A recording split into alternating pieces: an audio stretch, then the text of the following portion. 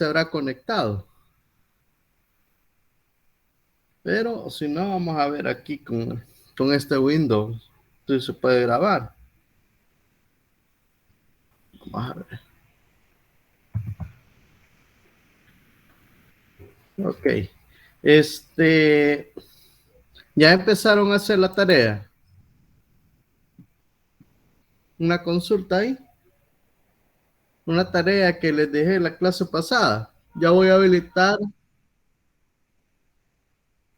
el aula virtual para que la entreguen. No sé cómo van. Cuéntenme.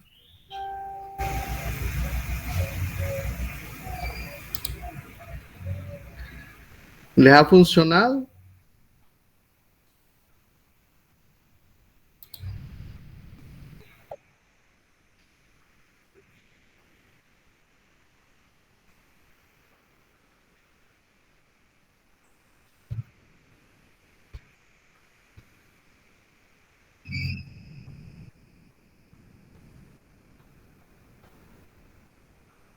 Ah, ok.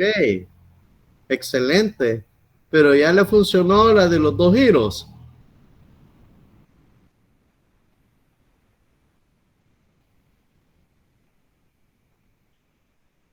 Antihorario.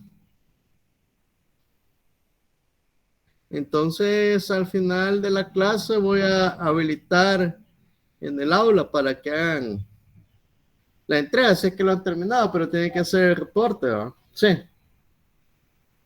Vamos a ver acá. Quiero ver. Les quería mostrar algo.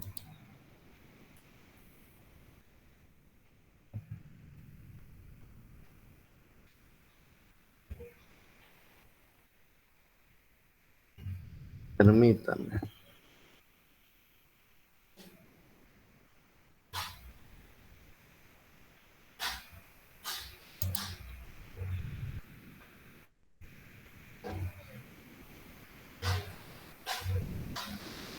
Este, por ahí me mandaron una información, para, más que todo que tiene que ver con Mala. Este, parece que van a dar, unos seminarios, más que todo para ingeniería eléctrica, de MATLAB y Simulink. Para el que esté interesado, métanse a la página de MATLAB para registrarse. Tienen que tener una cuenta con ellos. Ustedes pueden ocupar su correo personal o el de la universidad. Yo me metí con el correo de la universidad, ya estoy registrado ahí y ya, ya bajé la prueba de 30 días de Mala y ya tengo acceso a Mala online.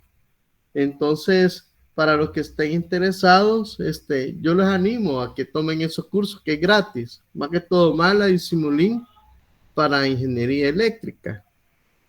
Lo único que no me fijé bien si es en inglés o en español, pero pienso que con el inglés ya tienen que enfrentarse ustedes a capacitaciones en inglés, porque tarde o temprano en su carrera, a veces los mandan a capacitarse en el extranjero y entonces tienen que saber aunque sea inglés básico para defenderse, ¿va? Y ya un inglés avanzado, ya cuando hablan de inglés técnico propio de la carrera. Entonces yo los animo a que conozcan de esos cursos porque es lo último de Mala y a la vez sacarle mayor provecho. Puede ver que tenga cosas ahí escondidas que no lo sabemos o que ya estaban para recopilar una cierta información, etcétera, etcétera. Entonces, yo los animo. No sé si alguien ya tiene cuenta en Mala.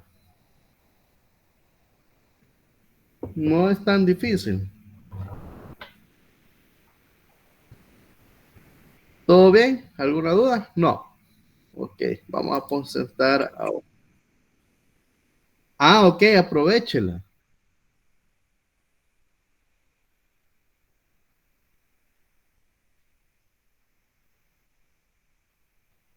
Excelente, excelente, lo felicito.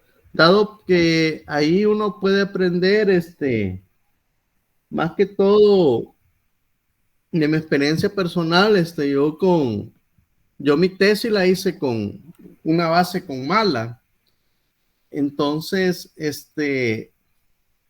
y ahí uno aprende a programación. Más que todo, la parte interesante es que uno aprende a programar, pone más práctica ahí en la programación y y ahí pone funcionamiento la parte, puede ver por medio de las gráficas e interpretar las gráficas eh, del por qué suceden los fenómenos de índole eléctrico. Entonces, lo que he observado en el transcurso de los años es que, por ejemplo, ya no existe esta parte ¿cómo le quisiera decir? De un software solo específico a una carrera, sino que a una aplicación de ingeniería, sino que ya se integra a otros entornos de desarrollo, que es la palabra correcta. Por ejemplo, hoy ya existe integración entre MATLAB, por ejemplo, y los lenguajes de programación que ocupamos para microcontroladores, o etcétera, etcétera. Entonces, antes no existía eso. Y ahora de un solo teniendo el código de MATLAB lo convierte en código de microcontrolador y ya solo programar el micro. Entonces esa es la ventaja que existe ahora en estos software que hay que aprovecharlo, que nos dan las oportunidades, porque a veces eso nos puede abrir las puertas hacia nuevas carreras en los trabajos, porque el futuro es la programación. Entonces, yo los animo a los demás compañeros y felicito al compañero que ya tiene la licencia a que siga explorando, porque lo que nos va a dar de comer en el futuro va a ser la programación. Así se lo digo, dentro de unos 5 o 10 años. Ok, vamos a seguir, vamos a ver si pongo ya la presentación.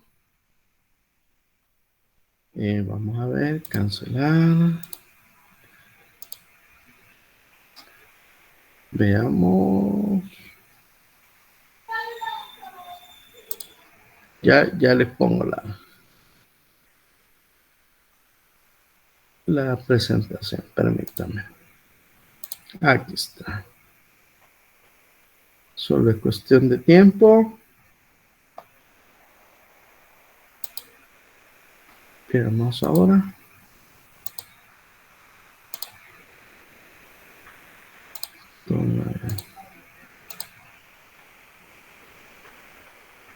Permítame un momento. Se me oculta. Ahora me voy acá.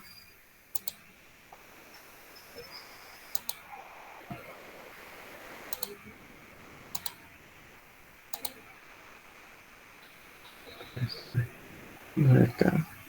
Cancelar. Ok. Ok. Si se mira la diapositiva. Ok. Vamos a seguir con los fundamentos de las máquinas AC.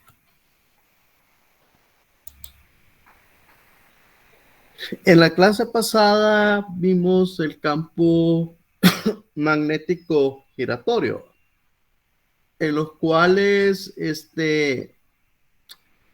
lo interesante como una diferencia con el motor o la máquina de CDEVA, que no ocurre ese fenómeno, sino que solo en las máquinas de AC. Ese para tener en cuenta una pequeña diferencia. Pequeña gran diferencia, como le hemos decir.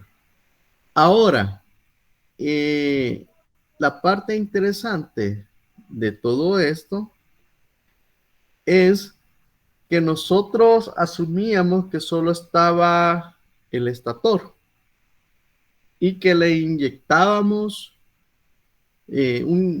a los tres devanados trifásicos unos voltajes trifásicos, cada uno con un desplazamiento angular de 120 grados. Y así, con ese método, nosotros hacíamos girar el campo magnético. Entonces, y inicialmente giraba en el sentido contrario de las manecillas del reloj, y con solo intercambiar las corrientes, dos corrientes en la fase o dos fases, nosotros lográsemos hacer que ese campo magnético giratorio cambiase de giro, es decir, que giraría en forma de las manecillas del reloj. Para que tengamos en cuenta eso y tengámoslo muy en cuenta, eso es lo que hacen los variadores de frecuencia. Es decir, que solo cambian las fases, digamos, para querer cambiar de giro el funcionamiento de un motor trifásico. Entonces, ese para que ustedes lo tengan muy en cuenta cuando lleven la materia de control de potencia, más que todo enfocado a control de motores. Entonces, ahora vamos a ver qué es lo que sucede cuando entra en acción el rotor. Entonces tenemos acá, por ejemplo, vamos a ocupar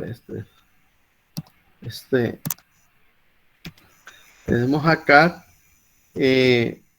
podría decirse, aquí tenemos la parte del estator, el entrehierro, que es el entrehierro en sí, es el espacio, este espacio que existe entre el estator y el rotor.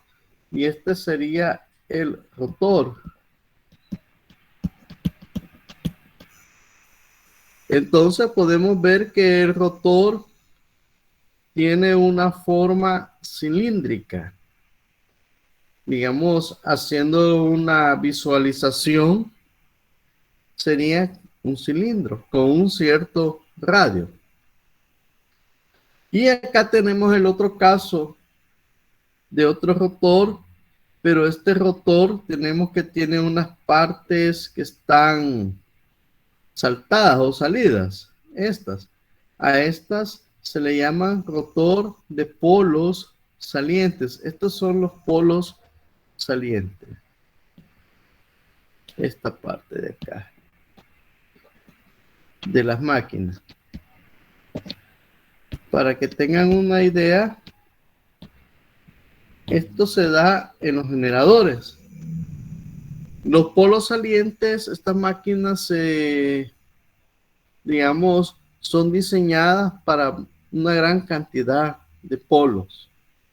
Y la mayoría de polos de 2 o de 4 son de rotor cilíndrico. Ya de un número para arriba de 4 ocupan de polos salientes, para que tengamos en cuenta esa diferencia. Ok. Digamos que, como dice la lámina, si el rotor es cilíndrico, se dice que la máquina es de polos no saliente, lo contrario a esta. Si el rotor tiene caras de polos proyectadas hacia afuera de la superficie así del rotor, se dice que la máquina es de polos salientes. Entonces vamos a ver acá. En la máquina de rotor cilíndrico, la reluctancia del entrehierro, que dijimos que el entrehierro es este espacio que existe entre el rotor y el estator, es mucho más alta que la reluctancia en el rotor y el estator.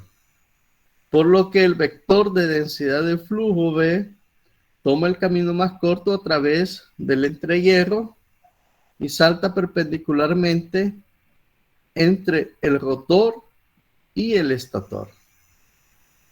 Entonces, es decir, que hace un salto.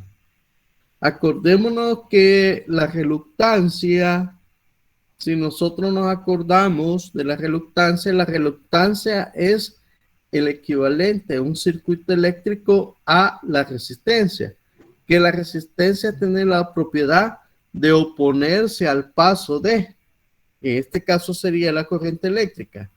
En este caso, la reluctancia se opondría al paso del flujo magnético. Entonces, por eso nos dice acá que el flujo toma el camino más corto a través del entrehierro y salta perpendicularmente entre el rotor hacia el estator. Rotor y el estator, perdón. Ok. Ya tenemos esto y tenemos acá, sabemos que el campo gira por medio de las corrientes que existen en el estator trifásico. Ok, ahora nos dice, este es para la parte del generador. Para producir un voltaje senoidal en una máquina, la magnitud del vector de densidad de flujo debe variar de manera senoidal a lo largo de la superficie del entrehierro.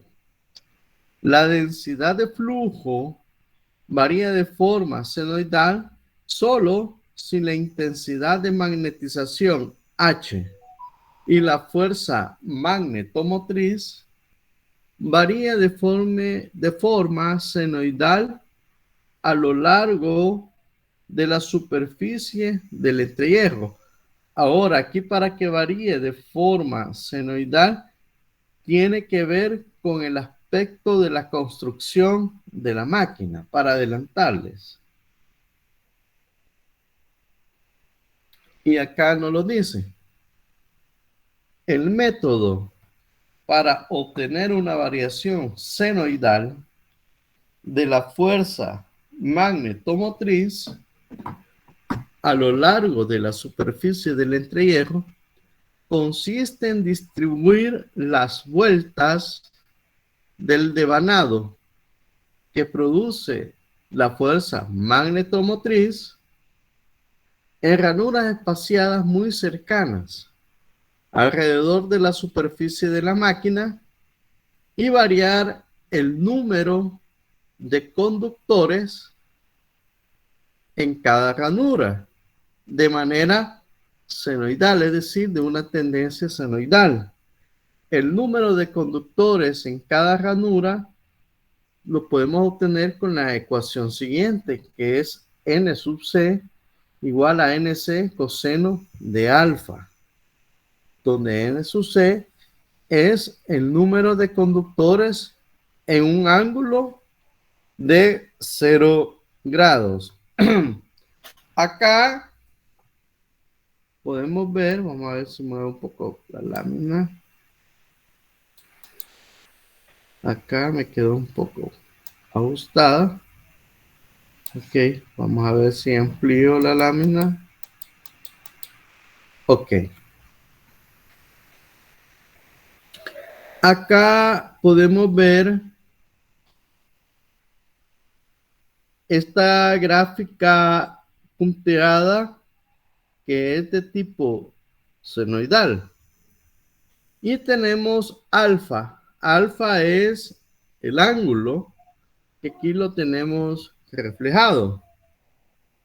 Por ejemplo, si aquí tengo este ángulo alfa, acá me dice de aquí para acá que va a haber 10.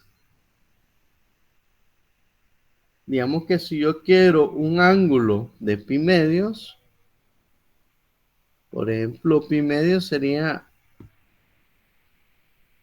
90 grados.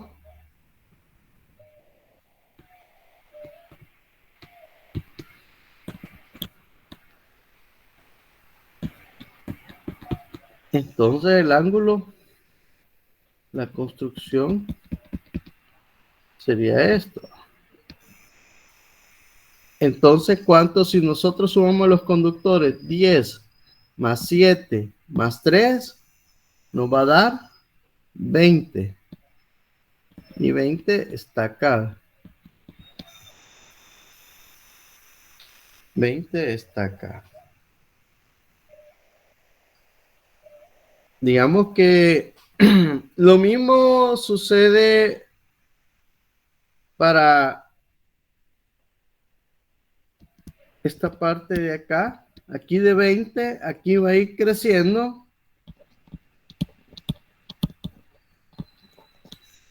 Y aquí va descendiendo o reduciendo.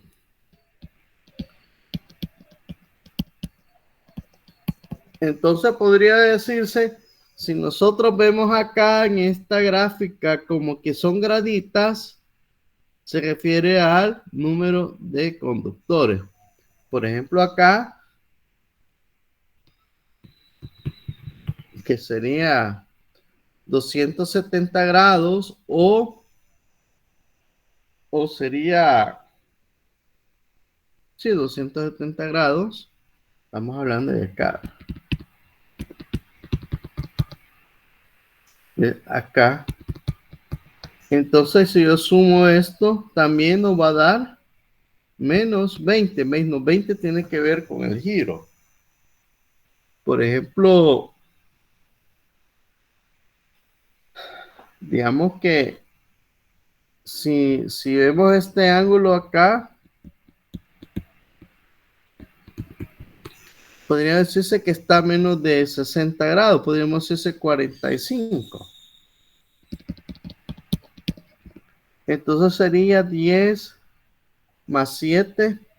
Aquí estaría 17. ¿No se han captado, compañeros? ¿Por qué de esa gráfica? ¿Alguna pregunta?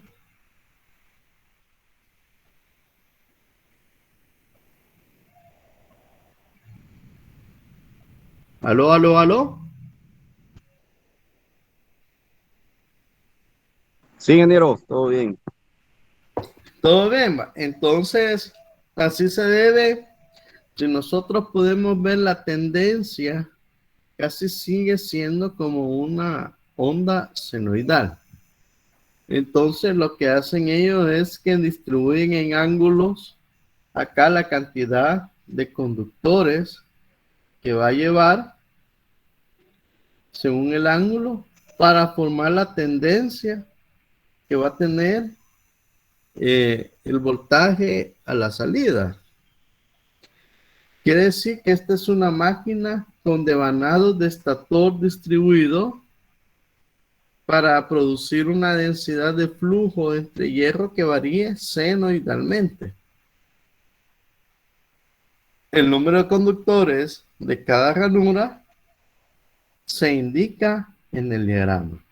Entonces, estos números de acá nos indican el número de conductores que van a estar ahí para provocar o que se produzca una onda de tipo senoidal. Ok. Voy a reducir un poco esto. Entonces, tenemos acá la expresión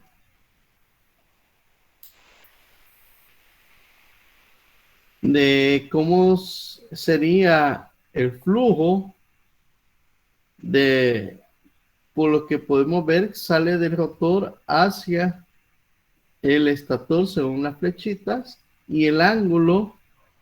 Y lo interesante que aquí este módulo, que es la densidad de flujo magnético, va a ser igual a B sub M seno de alfa. Entonces, esa densidad de flujo va a tener, o la fuerza magnetomotriz va a tener una tendencia senoidal. Lo mismo la densidad de flujo, la fuerza magnetomotriz y la intensidad de campos magnéticos. Ok. Entonces estamos claros ahí de que según la construcción del estator o la distribución del número de conductores en ciertos ángulos del estator, ángulos mecánicos del estator, así va a ser la onda senoidal que se nos va a generar en el voltaje inducido. Ok, eso que les quede bien claro, ¿va? Ya estamos encontrando como dos características muy principales de los motores de AC. Uno, que el campo magnético es giratorio.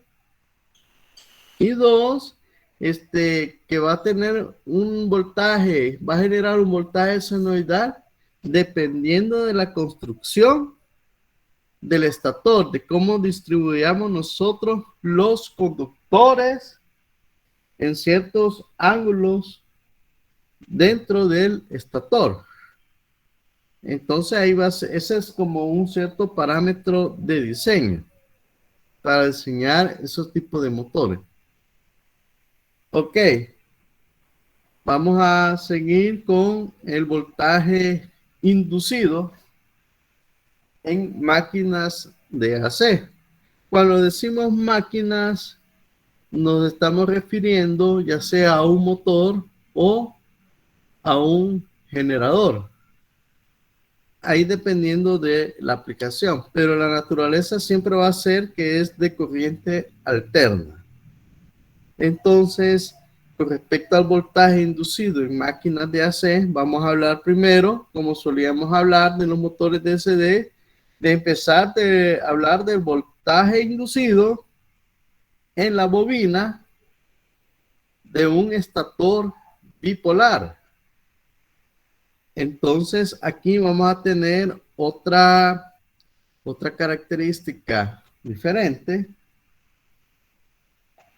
pero vamos a ocupar la misma analogía de el evaluar la espira en sus ciertos segmentos y que a la vez se suman, digamos, los voltajes inducidos en cada segmento o el torque, digamos que si queremos determinar el torque en esas máquinas, entonces vamos a empezar. Ok, de la misma forma que un conjunto de corrientes trifásicas y un estator puede producir un campo magnético giratorio, que es lo que vimos al inicio. Ahora viene la cuestión. Un campo magnético giratorio puede producir un conjunto de voltajes trifásicos en la bobina de un estator. Es decir, el proceso inverso. Y entonces estamos hablando acá de un generador. Ya la máquina se ha convertido en un generador, dado que tenemos de entrada una potencia mecánica, es decir, que el rotor gira o el campo gira, entonces vamos a tener en los terminales del estator un cierto voltaje trifásico, es decir, desplazados 120 grados. Ahora, si nosotros vemos la figura, aquí tenemos acá la espira de corriente, la cual va a circular una corriente y se nos va a generar un voltaje de tipo inducido. Y la característica principal también que podemos ver es que acá tenemos una onda de tipo coseno o cosenoidal, como solemos decir. Y vemos que el flujo, la densidad de flujo magnético va a ser igual, densidad de campo magnético va a ser igual, o va a ser una función dependiente del ángulo alfa. Entonces, este alfa en esta expresión acá, nos va a dar acá, tenemos este alfa que tiene que ver con un desfase. Tiene que ver con un desfase. Acordémonos que esta expresión es una función vectorial. Es decir, que al evaluar esa función vectorial en ese ángulo, nos va a dar prácticamente en sí es un vector. Es decir, hacia dónde iría la densidad, perdón, sí, la densidad magnética. Entonces tenemos este campo y como siempre, analizándolo en el caso de un motor AC de rotor cilíndrico. Tenemos acá el rotor, el estator, perdón, el entrehierro y el estator. Ok.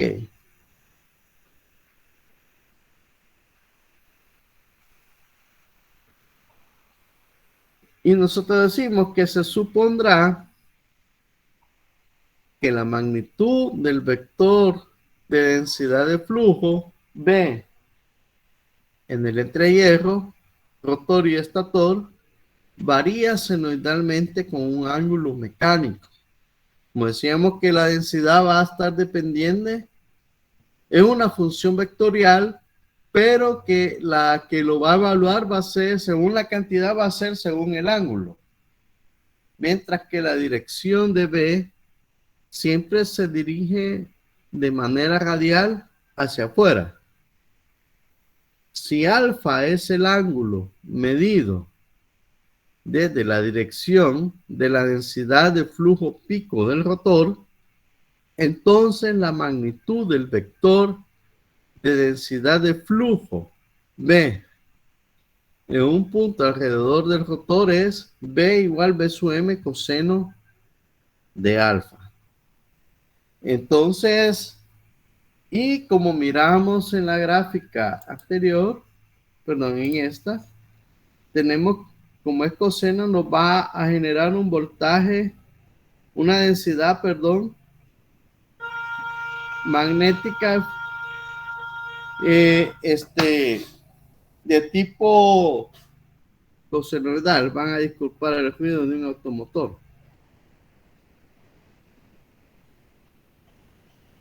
Ok, nótese que en algunos lugares alrededor del entrehierro, el vector de densidad de flujo en realidad apuntará hacia adentro del rotor, que es contrario a lo que decía inicialmente que iba radialmente hacia afuera.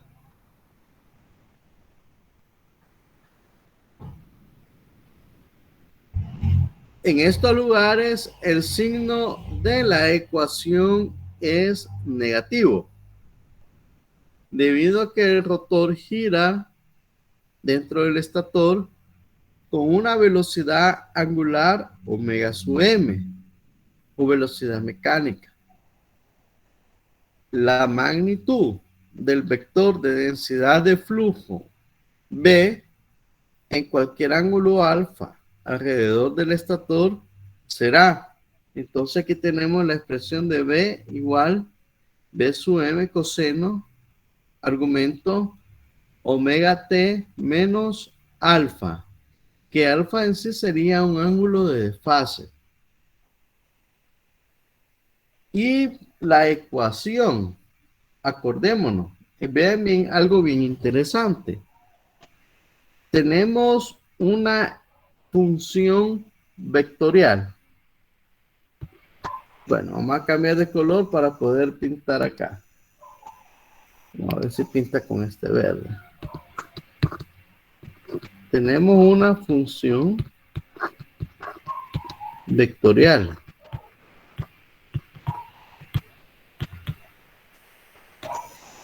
Ok, al evaluar esa función vectorial con un cierto ángulo, que este ángulo, acordémonos que está como B alfa.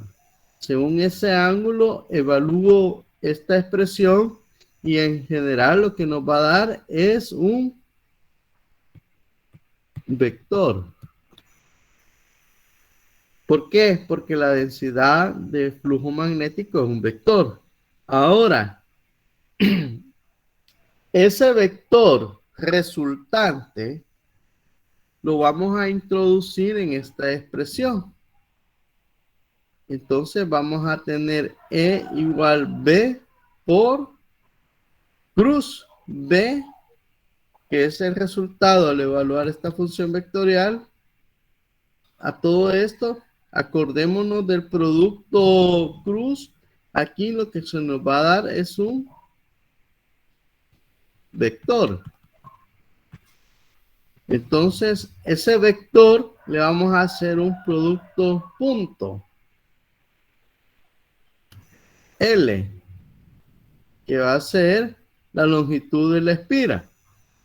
Entonces, de la característica del producto punto, el resultado va a ser un escalar. Y ese escalar es E.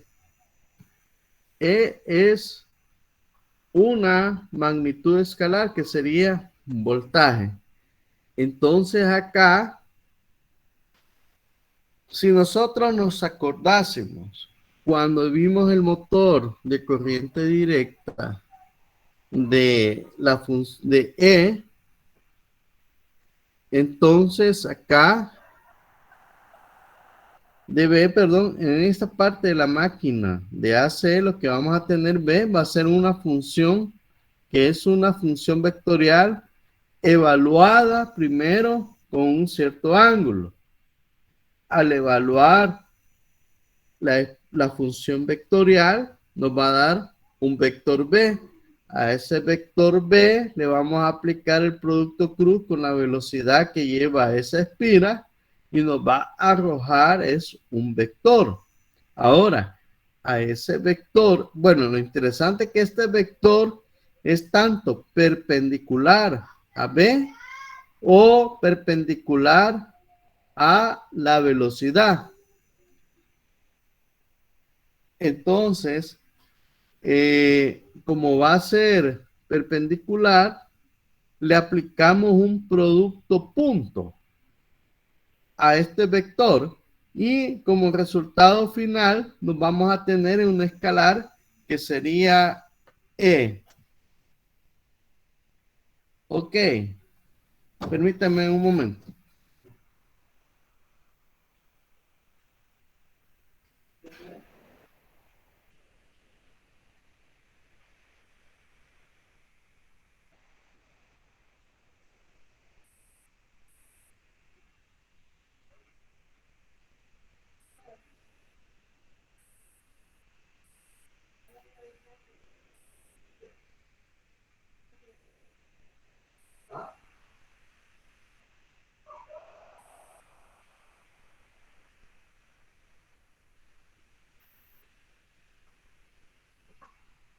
Ok, disculpe.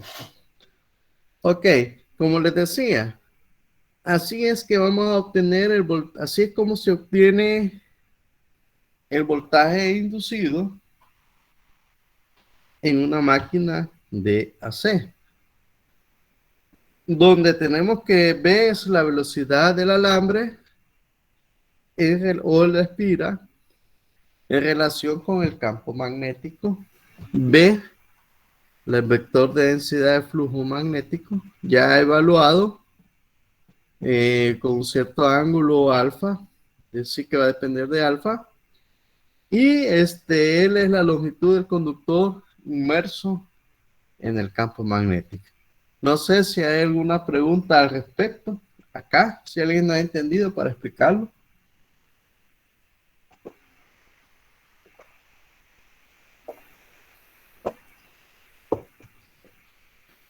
¿Alguna duda o todo está bien? Todo bien, genial.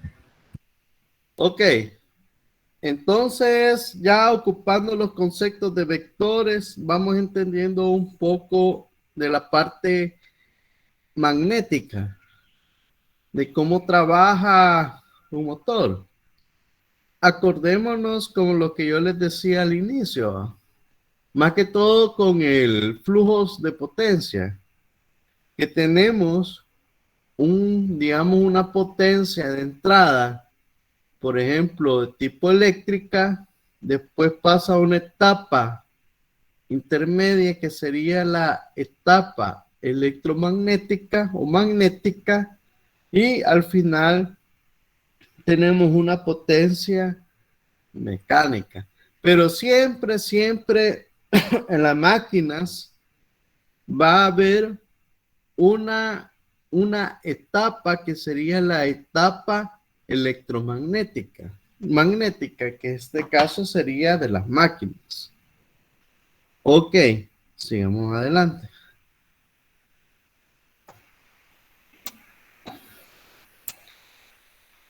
Acá, digamos que ya hemos analizado ese voltaje inducido en cada segmento de la espina, igual como lo hicimos al analizar la espira en los motores o en las máquinas de CD. Lo mismo va a ocurrir acá, que el voltaje se va a hacer una sumatoria de voltajes que existan de inducción en cada segmento de la espira. Por ejemplo, el voltaje total inducido en la bobina es la suma de los voltajes inducidos en cada uno de sus cuatro lados. Entonces aquí le he puesto la lámina estos dos porque las otras, a hacer las evaluaciones, por ejemplo, en BC nos da 0 y en DA da 0. Entonces, el voltaje inducido, ya aquí con las expresiones, tenemos que igual a menos la velocidad V sub ml coseno omega sub mt menos 180 grados más la velocidad por la densidad de flujo magnético por I coseno omega mt. Entonces podemos ver acá que ocupando las propiedades de trigonometría o las identidades trigonométricas, diciendo que coseno de teta es igual a menos coseno, paréntesis, teta menos 180 grados. Entonces, al sustituir los argumentos del coseno, más que todo en esta expresión, entonces llegamos a la conclusión que el voltaje inducido va a ser igual a 2 veces la velocidad, la densidad de flujo magnético por la longitud del alambre, coseno de omega sub m t. Y esa es la forma, esta es la expresión del voltaje inducido que nosotros teníamos acá. B nos da que es una forma cosenoidal, entonces alterna, entonces el voltaje inducido va a ser de forma de corriente alterna.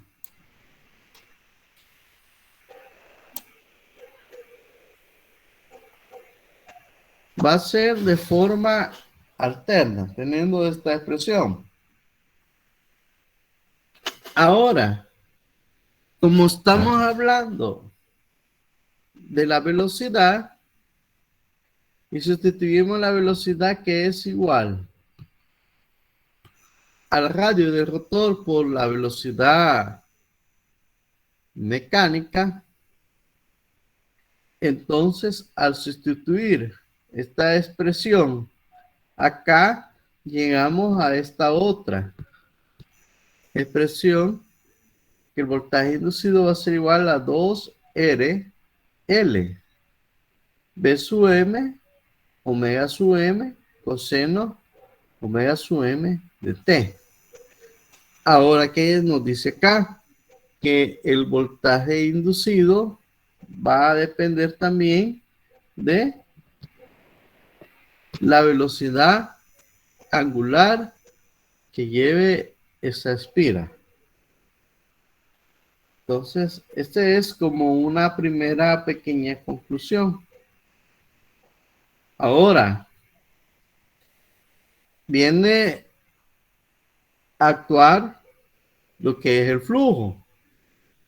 El flujo que pasa a través de la bobina se puede expresar como el flujo igual a 2 veces RL por B sub M. Es decir, toda esta expresión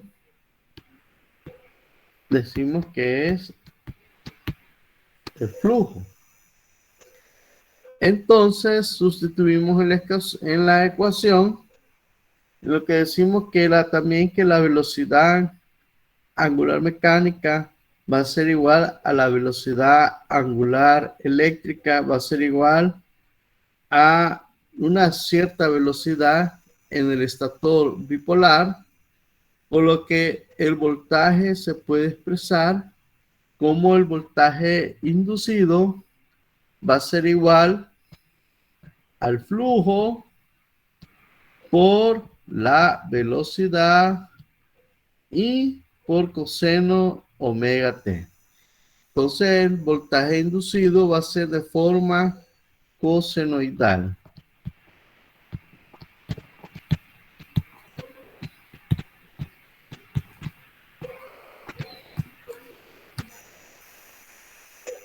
Es decir, que a 0 grados va a tener una magnitud máxima.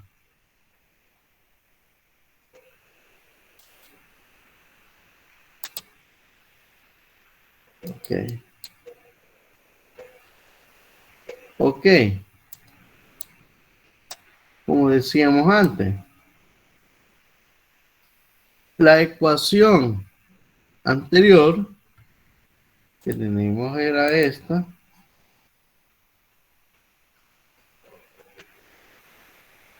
El flujo phi omega coseno de omega t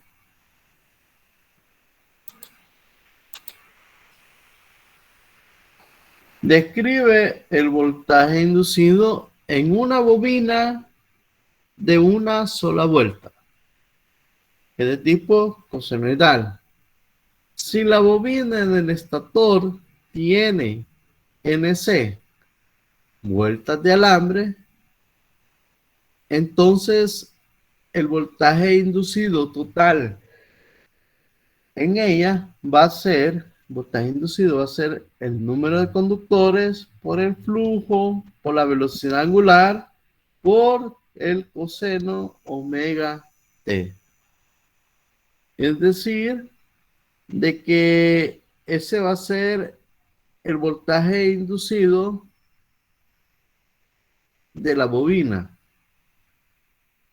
Entonces, es de hacer notar que el voltaje producido en el estator del devanado de esta máquina de AC es senoidal, con una amplitud que depende del flujo de la máquina, de la velocidad angular, del rotor y de una constante que depende de la construcción de la máquina, que sería, esa constante sería el número de conductores, N sub C, que también acordémonos que va a influir eso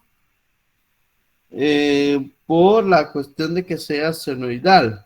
Bueno, aquí en la lámina he puesto senoidal y la gráfica nos aparece como un cosenoidal, pero existe una diferencia de fase de 90 grados.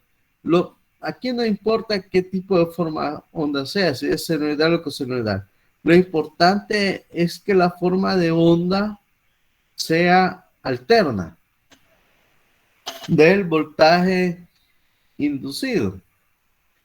Entonces, y como en la mayoría de análisis de AC, nosotros no ocupamos mucho la función coseno para hacer análisis de circuitos, etcétera, y todo lo demás, sino que la mayoría ocupamos la función seno. Por esa razón, aquí digamos, el autor del libro le ha puesto que es senoidal, y tiene razón, porque nosotros al hacer los análisis matemáticos rigurosos ocupamos bastante las propiedades trigonométricas del seno. No sé si hay alguna duda o pregunta al respecto, compañero.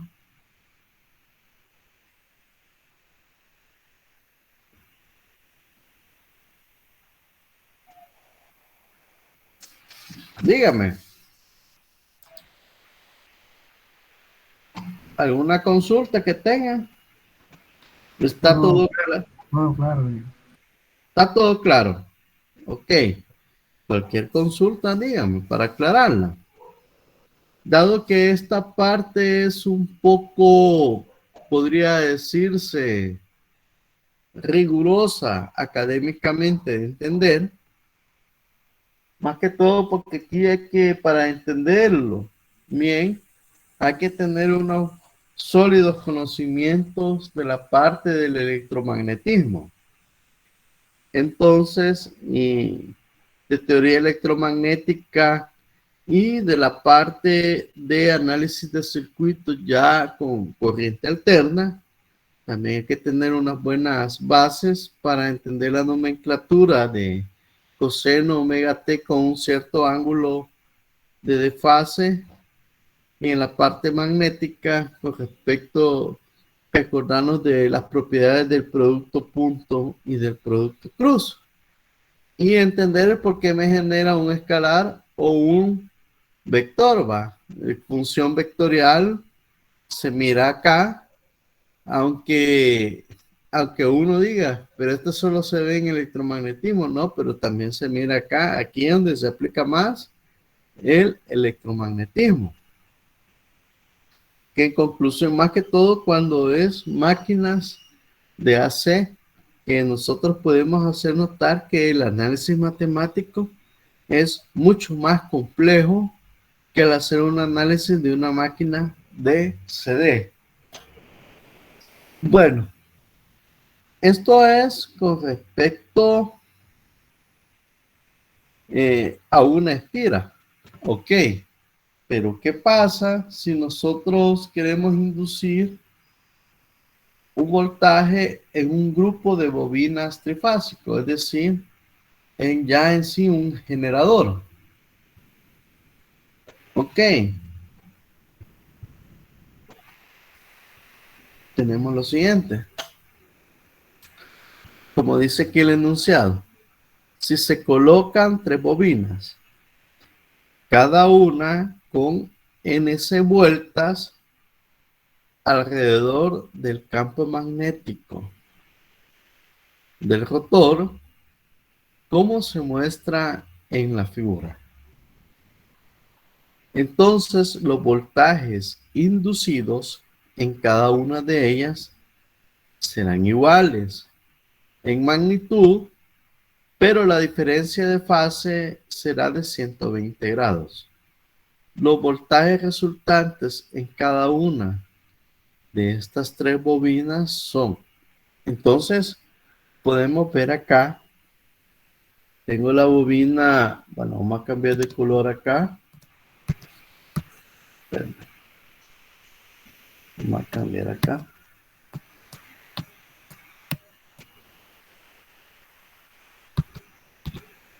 ¿Qué pasó acá? Se me descargó. Vamos a ver ahora. Oh, sí. Acá vamos a tocar esto. Tenemos acá la bobina A y A'. Aquí estaría una. B, B prima, perdón, y B, C y C prima.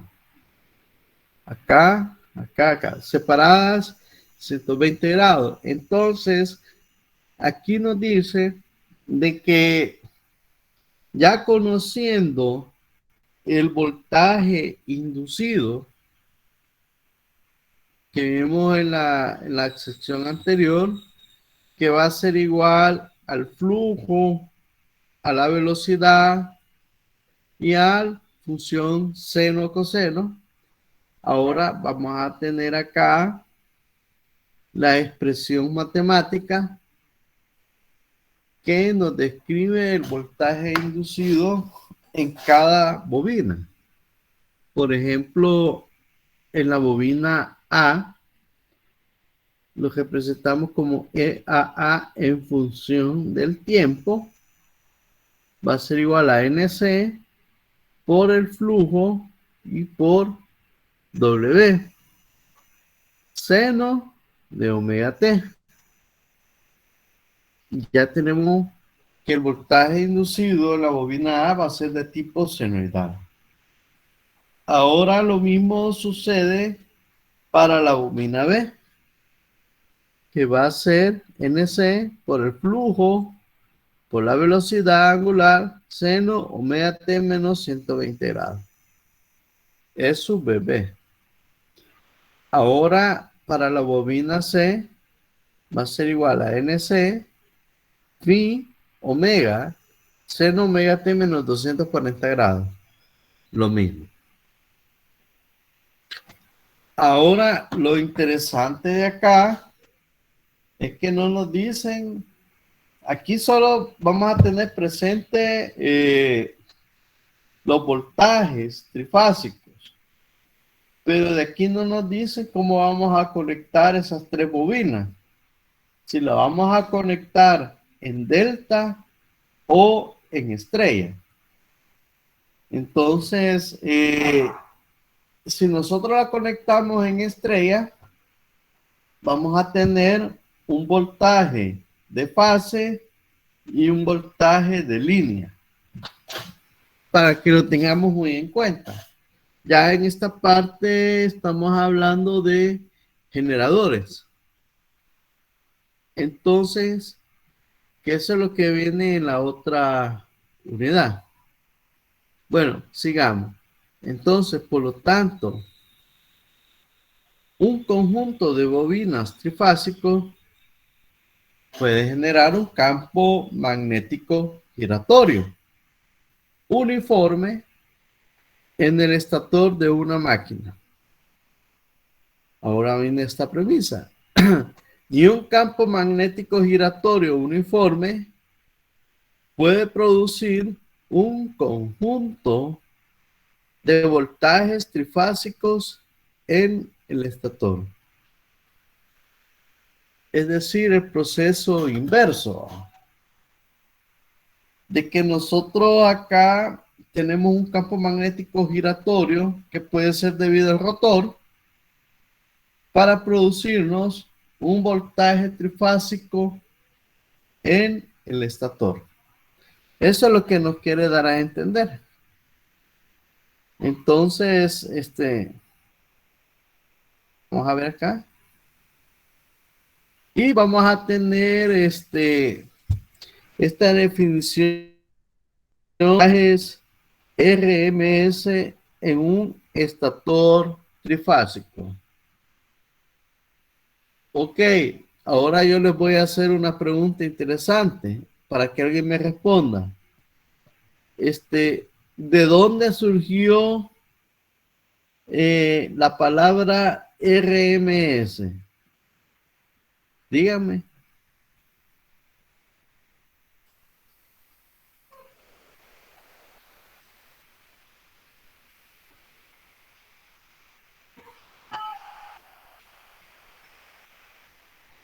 ¿Quién me contesta?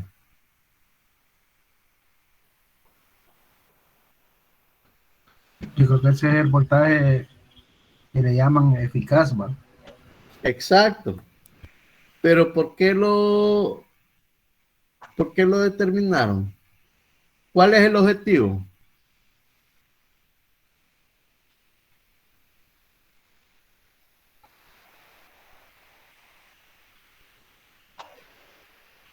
¿Cuál es el objetivo?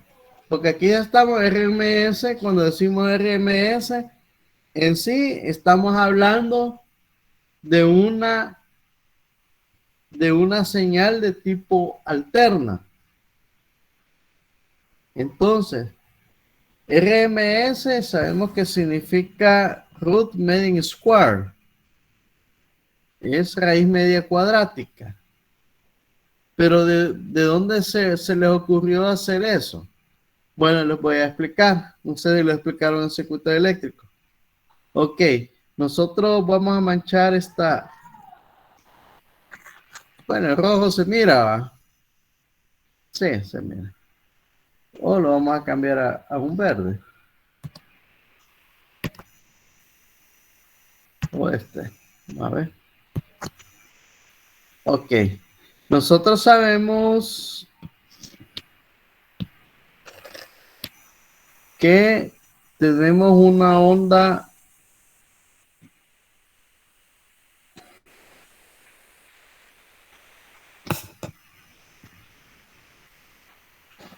bueno, no me pinta acá, senoidal. Si yo, la mayoría, acá tenemos tiempo y voltaje. Ok, entonces si yo quiero medir esta señal, nosotros lo que hacemos es sacar un promedio. Pero en este caso, el promedio de acá va a ser igual al promedio de acá. Entonces el medidor nos va a dar 0. El área bajo la curva, prácticamente. Eso es a sacar ese promedio. Entonces, van a decir, ok, aquí no hay voltaje, pero al tocar sí hay y me puede matar. Entonces, no existía una instrumentación en esa época adecuada para lograr determinar la presencia de una señal alterna y medirla. Entonces, dijeron, vamos a crear el término RMS o eficaz, en lo cual tenemos la operación de una raíz cuadrada, un promediado y una función elevada al cuadrado, y el promediado en sí sería prácticamente una integral evaluado en un cierto periodo de 0 a t. Entonces, la primera cualidad que debe de tener esta onda alterna, uno, es que sea finita o periódica para poder lograr medirla. Es decir, determinar un voltaje RMS, que el voltaje RMS en sí, si nosotros vemos la onda senoidal, nos va a dar un cierto valor acá promedio, y entonces ocupa como medio de interacción lo que es la resistencia eléctrica, que tiene que ver más que todo con la medición de potencia. Que lo acuérdémonos que la potencia en una resistencia se va a disipar en forma de calor. Es decir, que esta medición RMS nos indica como que si estuviéramos midiendo un voltaje de CD promedio aplicado a una resistencia, y nos va a dar una cierta potencia y todo eso. Entonces, por eso se debe que determinaron los ingenieros crear esta magnitud RMS. ¿Por qué? Por las cuestiones matemáticas que tienen que ver, o la naturaleza que tiene que ver con la onda senoidal, ondas cuadradas más prácticamente. Puede ser una señal pulsante, cuadrada, o puede ser una señal triangular, etcétera, etcétera. No sé si algo les quedó claro o alguna duda.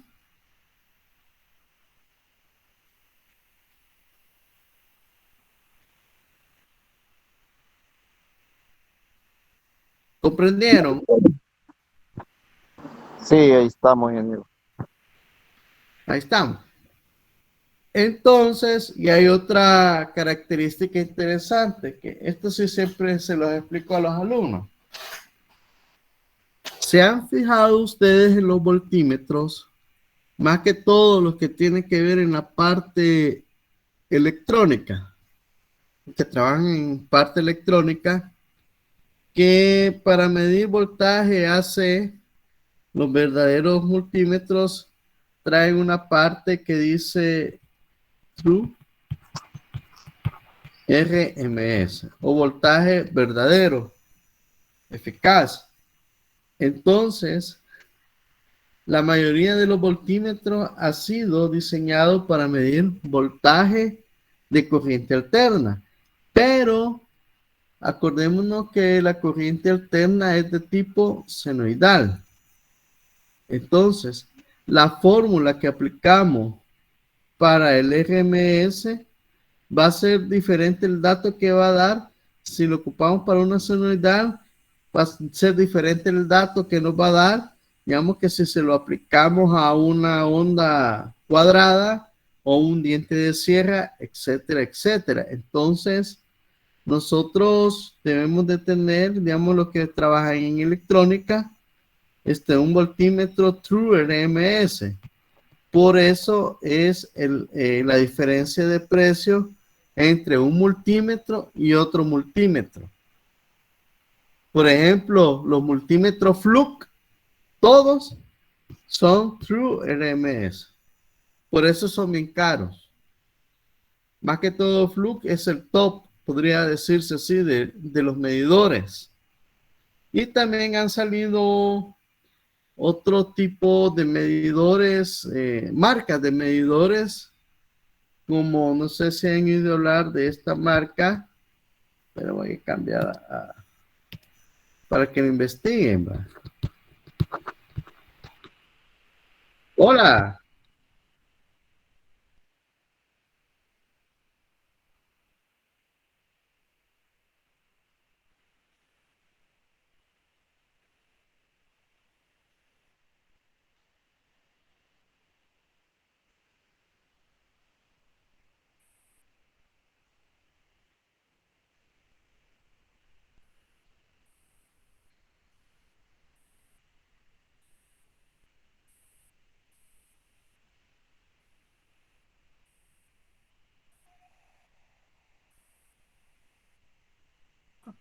Ah, ya te entendí.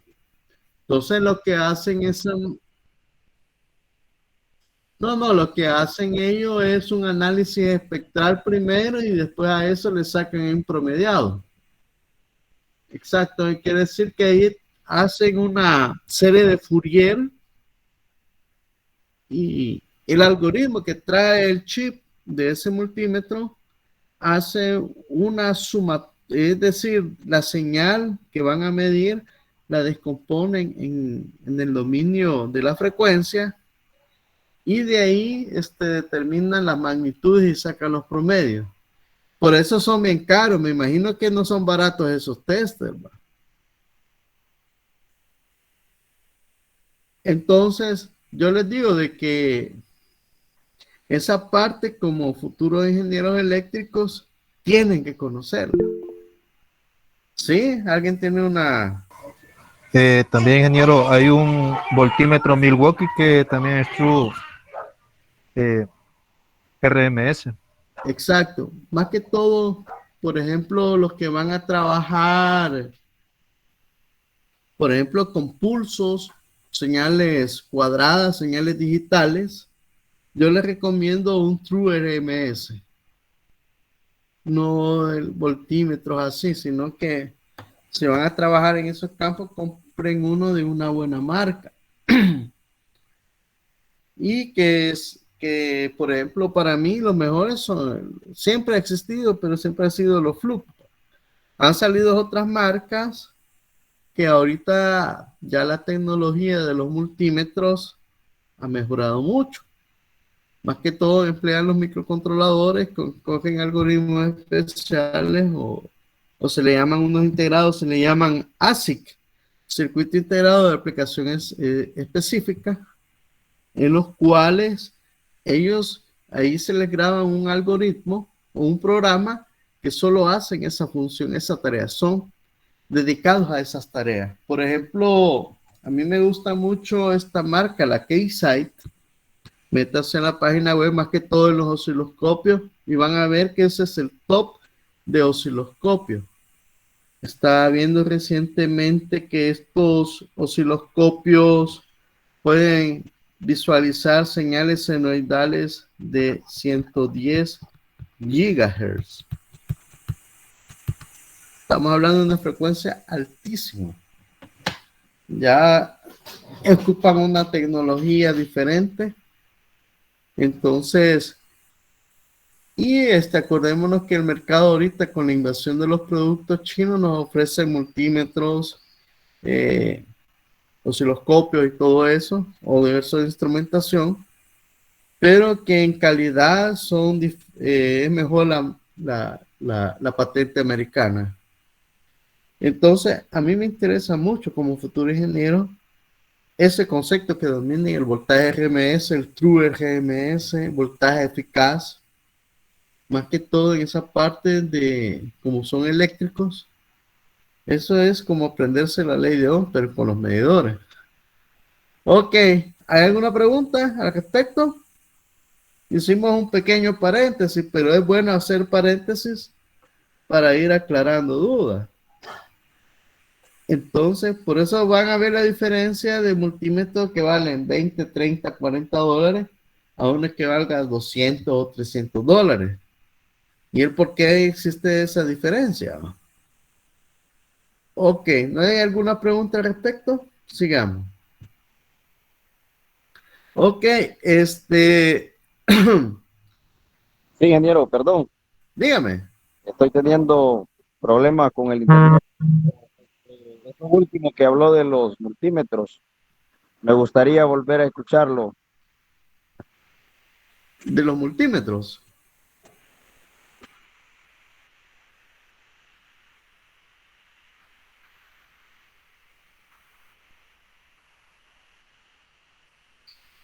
Ok, voy a ver si lo logro visualizar. Permítame.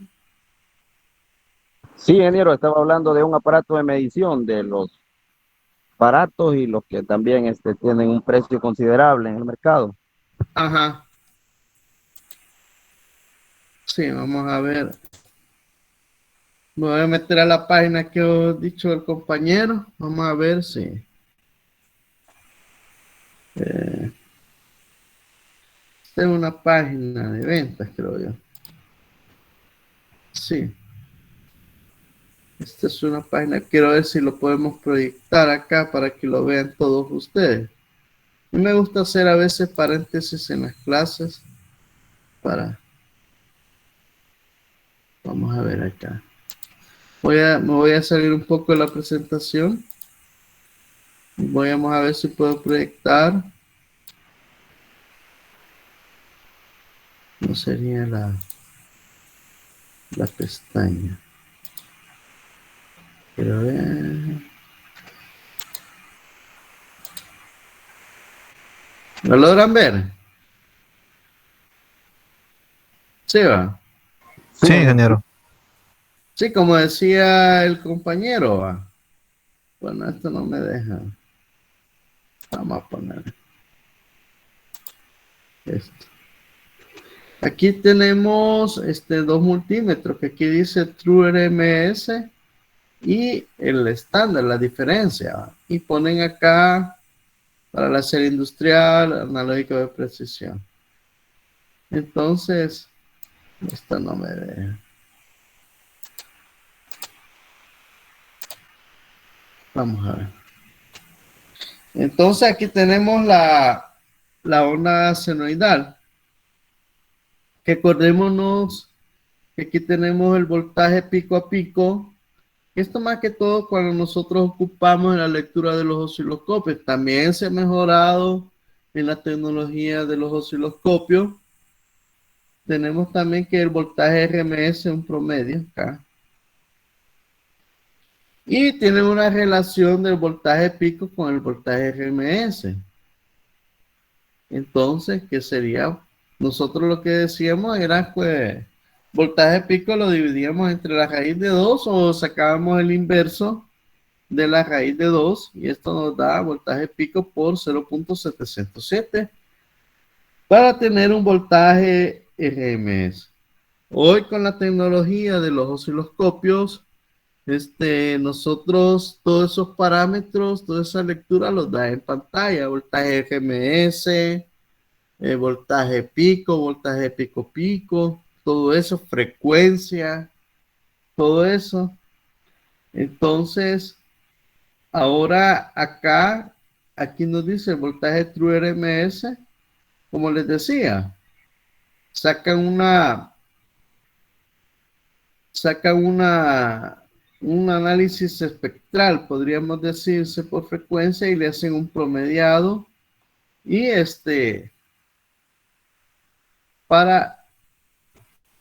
para determinar con más precisión. Sí, pero los multímetros, por ejemplo, los Fluke, ellos, si nosotros recordamos la fórmula del RMS, ellos lo que hacen es, la función la elevan al cuadrado y le sacan la raíz cuadrada y le sacan un promediado, lo dividen entre el tiempo para así determinar el más preciso y implementan el algoritmo en los microcontroladores que ellos tienen ahí.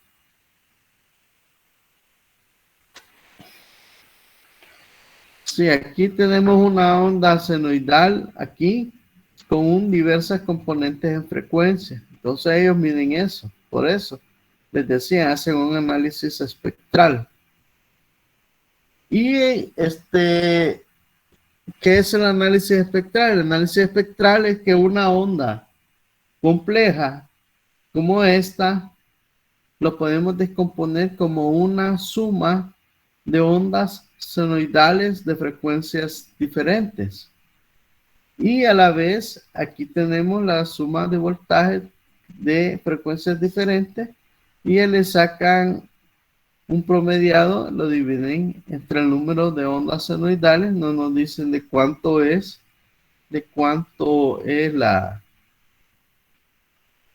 hasta cuántos componentes es que hacen la suma y la determinan. Ok. Vamos a ver esta marca. No sé, ¿alguna pregunta acá al respecto?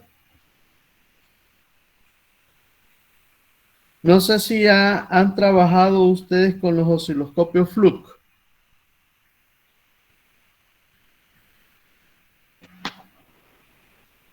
Compañero. Sí, ingeniero, en el laboratorio hay unos. Hay uno, pero en los trabajos no. No, ingeniero. Con multímetro Fluke sí va. Sí, ingeniero. Son los mejores, eso. Mi respeto. Pero hay otras marcas, pero. Por eso, yo les digo de que si van a comprar un multímetro, que sea True RMS, como futuros ingenieros. Y aquí tenemos los modelos, ¿va? Para ver la página, para ver las especificaciones técnicas, podría decirse. Ok, vamos a seguir con la clase. Uy, no había visto la hora, C24. Ya vamos a terminar. Ok, a veces es bueno tocar tópicos diferentes para que ustedes estén al tanto. Acá. A ver, de compartir.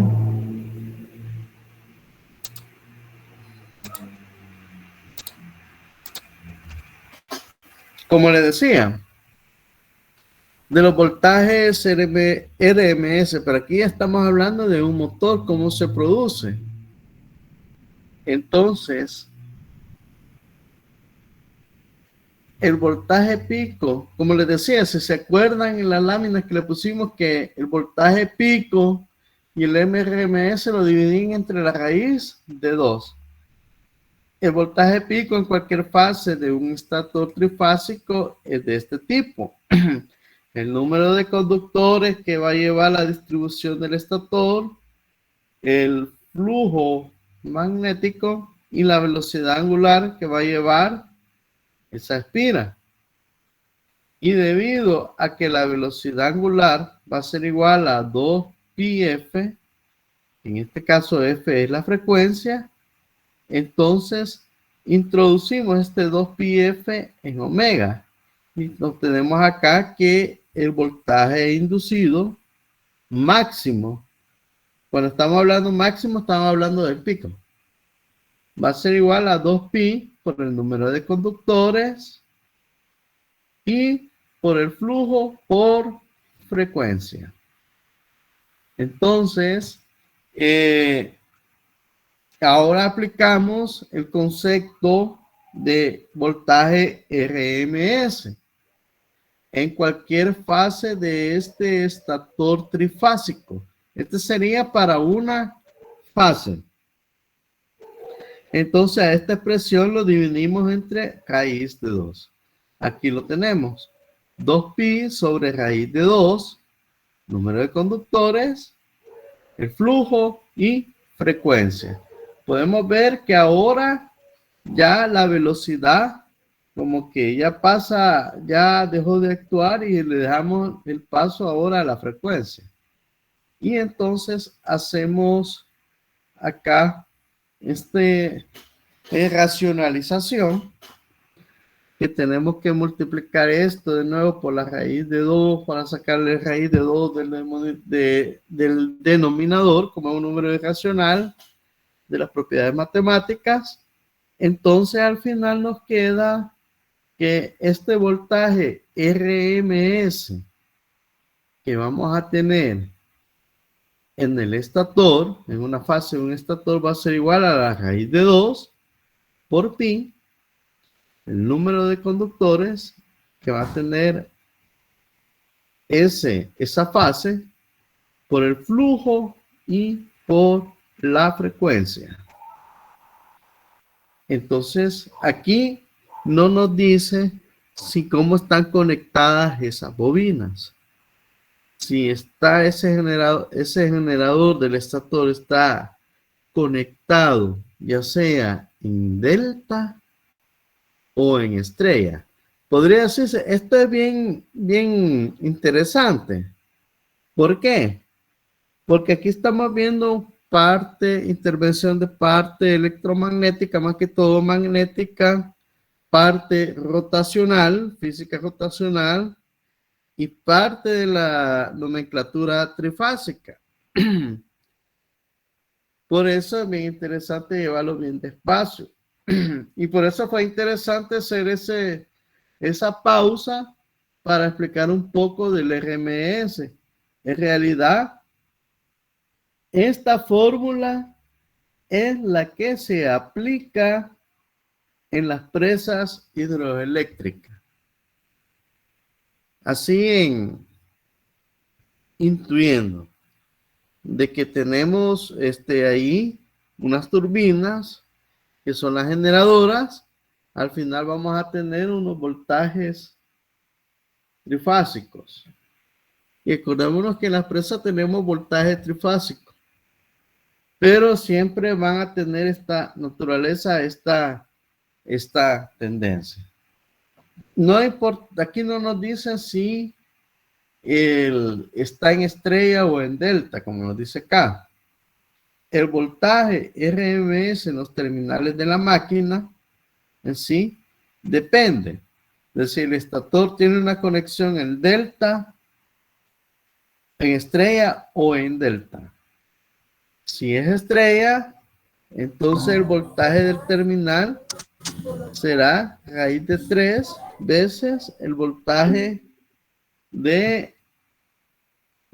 inducido en el estator. Es decir, que como estamos hablando de aquí, de un voltaje de línea. Entonces, si la conexión es delta, entonces el voltaje en el terminal siempre se va a hacer EA, porque las propiedades de la conexión en delta, ¿va? Que siempre va a ser, ahí donde existe el voltaje de línea en delta. Entonces, para que veamos en forma intuitiva cómo se genera el voltaje, ¿va? En el estator, más que todo la magnitud, perdón, el voltaje inducido RMS en este caso, de acá. No sé, ¿alguna pregunta al respecto?